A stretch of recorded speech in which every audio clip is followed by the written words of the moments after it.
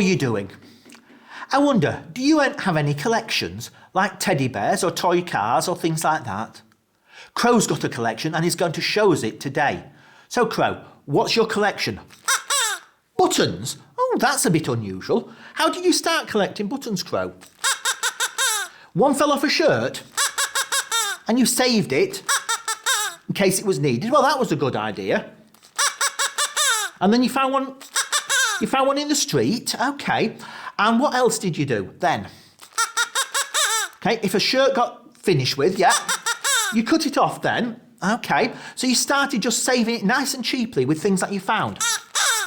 Okay. But then you started buying them. You saved money and you bought your really special buttons. Well, that's interesting, Crow. Okay, so how many buttons have you got in your collection? 1,023. Wow, that's a lot. And what do you do with them? I count them. You count them, okay. And you make pictures from them. That's interesting. Okay, so I wonder, are you going to show us your collection now? Okay, let's have a look. Okay, so what have we got here? There's a green one. Okay. And a green one with 2 holes in it. And a green one with 3 holes in it. Okay. And a silver one. And a one with a picture of a crown on it. And a small red one.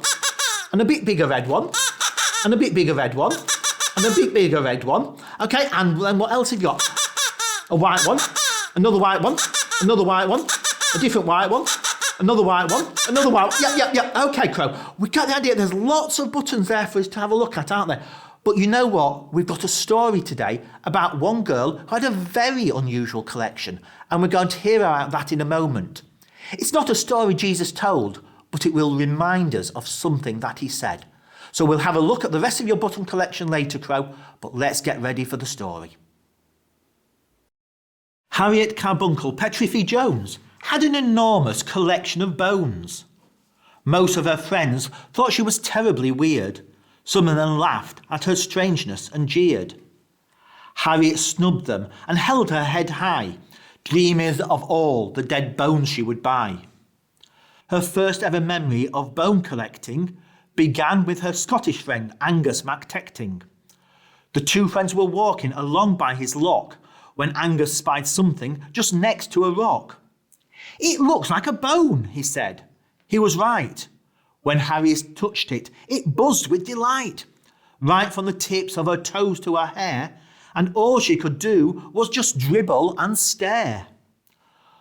"Look how amazing, a leg bone," she said, as strange new emotions arose in her head. She took it straight home, where she showed it around. "What a wonderful yellowy bone I have found. I'm going to collect bones for the rest of my life."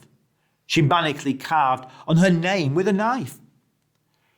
Soon she was hunting down bones from all over. She dug up the bones of her dead dog called Rover. The bones of her cat and her last frog called Hoppy soon appeared next to her old rabbit Floppy. Next came the dentist to buy tooth extractions, but manky old teeth were just minor distractions compared to her internet buy. Yes, just wait, a genuine angel bone found by a saint. The house was soon filled and the bones lay about. Eventually Harriet's parents moved out. They stayed in a caravan parked round the back to make room for Harriet's bones from a yak. 6 wildebeests were in each upper room. Yes, Harriet's house was just one great big tomb. One day she popped to the van to see Mum, and one newspaper headline made Harriet go numb. "Dinosaur skeleton gone up for sale. The bones of this thing were as big as a whale." "I must have that dinosaur," Harriet screamed. "My small bones are suddenly not what they seemed. I've searched my whole life for some sense of direction, and those bones are it. I found bone perfection." Instantly Harriet sold all her bones. She sold off her bed and her 3 mobile phones. She sold off her wardrobe and all of her fashion. The dinosaur now was her ultimate passion.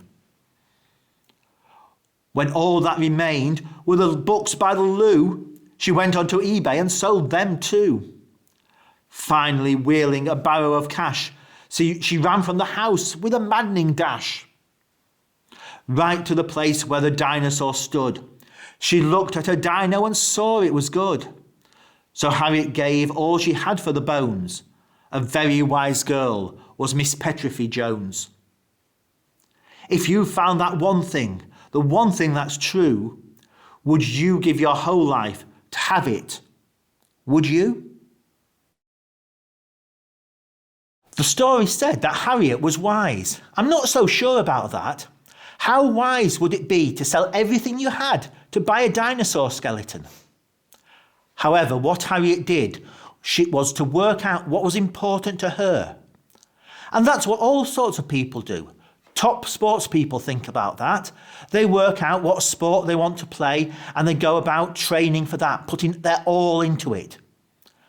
I wonder what's really important to you.